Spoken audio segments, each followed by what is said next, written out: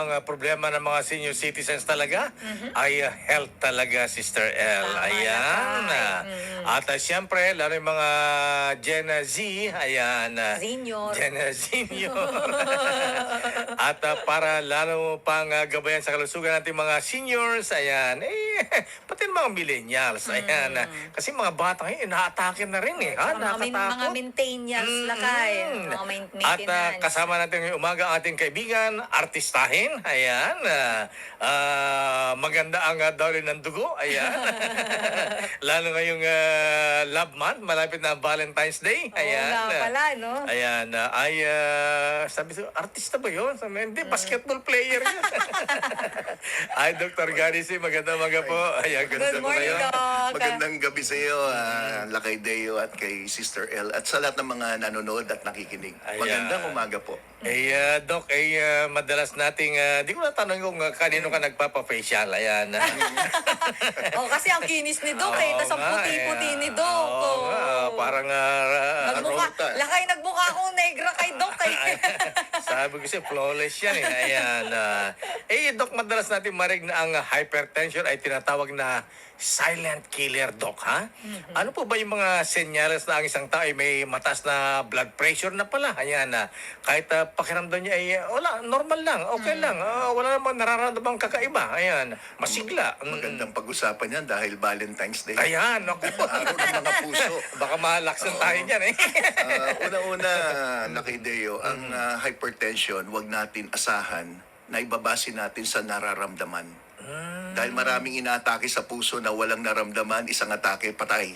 Wow, bakit nga ba ganun? Ang hypertension kaya tinawag na silent killer dahil nga karamihan dito ay walang nararamdaman, maski na mataas ang blood pressure. At para sa akin, swerte pa nga yung may naramdaman na sumasakit ang bato, Ganun ba yun? signs. sakit ang Oo. ulo, medyo nahirapang huminga, masikip ang dibdib. Ito ay parang binigyan ka pa ng warning. Dahil ang Pilipino, minsan, wag naman magagalit. Karamihan, pag may naramdaman, di nga nila pinapansin. What more yung walang naramdaman? At palagi natin sinasabi, the only way na malaman kung mataas ang blood pressure ay magpa-examine ng blood pressure. So, kailangan natin ng regular monitoring, lalo na yung mga lolo at lola, na wag natin hintayin na may naramdaman dahil may mga ilan pumupunta sa clinic. Kailan ka huling na-check ng blood pressure? Ay, matagal na nung may duman sa palengke na BP kayo dyan. At hindi Medical accurate din mission. yan, no? So, we want to monitor the blood pressure, unang-una, accurately. Dapat yung marunong talaga kumuha. At may mga paraan pa ng pagkuha ng blood pressure. Kailangan, kung kayo nagising sa umaga, kung naiihi, umihi mo na. Pagkatapos, umupo muna sa silya ng mga at least 10 to 15 minutes. Bawal na magkape bago makunan ng blood pressure. Kailangan, habang kinukunan kayo, hindi kayo daldal ng daldal. Ayun. At lahat yan ay factors para magbago yung reading ng blood pressure nyo. At kung babasihan natin sa simptomas, hindi ho accurate yon. Kaya gusto ko sana sa mga nakikinig sa ating mga lolo at lola, huwag niyong intayin na may maramdaman, magtungo kayo sa pinakamalapit na health center, magpa-check kayo ng blood pressure regularly. Kasi sabi ng mga simsis, kasi kung magpapacheck ako sa doktor, magpapa-hospital, lalo ko ma-high blood sa presyo. Ayan ang gastos. Na-high blood dahil dun sa babayaran. Oo, ano. ayan. Pero Doc, ito factor din yung mga pagkain ha. Ano po ba yung koneksyon ng sobrang pagkain naman ng matataba o bad cholesterol sa pagbara naman po ng ating mga ugat at pagtaas ng presyon ng dugo? Maganda yung tanong na yan, Sister L, kasi karamihan ng mga pasyente na pag sila'y nagpa-blood chem, at nagkataon, nakita na mataas ang kanilang bad cholesterol, mataas yung triglyceride. Yung dalawang yan, yung bad cholesterol na may pangalan na LDL or low density lipoprotein at yung triglyceride, yan yung dalawang kontrabida na pwedeng pag mataas yan, ang inyong ugat ay maaari magkaroon ng pagdeposito ng mga taba. At dahil dito, kumikipot ang ugat at yung daloy ng dugo naapektuhan, kung saan ang puso naman ay doble ang pagbomba para ikalat ang dugo ninyo sa buong katawan.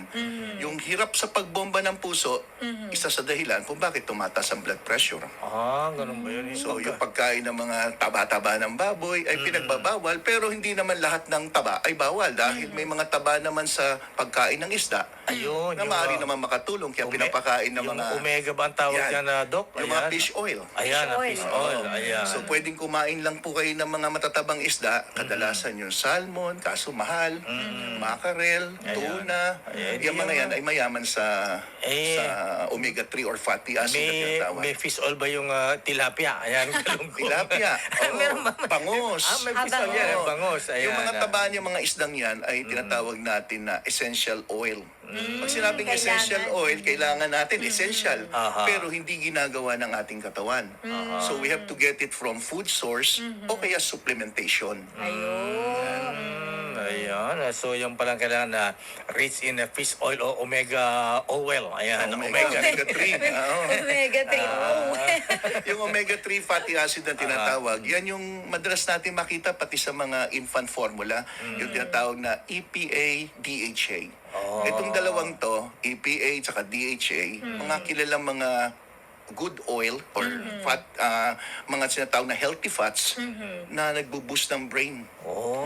Kaya maganda yan for Kailangan. memory, focus, attention, mga ganyan. Nakadalasan naman yan ang wala sa mga senior. Ayan. Wala ng focus, attention. Alam mo na lakay. Ayan. So, Sa'yo nga bukod sa- nakatingin si Doc eh.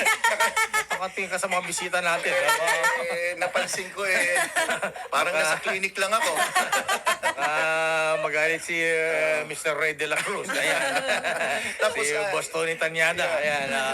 Maidagdag ko na rin, no, Sister El tsaka Lakay Deo, na yung omega-3 fatty acid or fish oil, bukod sa sinasabi kong maganda sa memorya, napatunayan na sa maraming pag-aaral, maganda magpababa ng bad cholesterol, magpababa ng triglycerides. Ganon. Yung mga salmon, yung mga may Yan. omega oil. Ngayon. Yung mga ganyan. So, ang kagandahan pa nito, bukod dyan, Ayan, may ayan. dagdag ko na rin. Pinapakatan ni Yeah. Malu. Ayan. Mga Ayun. Iniinom kasi ni Ma'am Malu kaya alam niya yung sinasabi ko.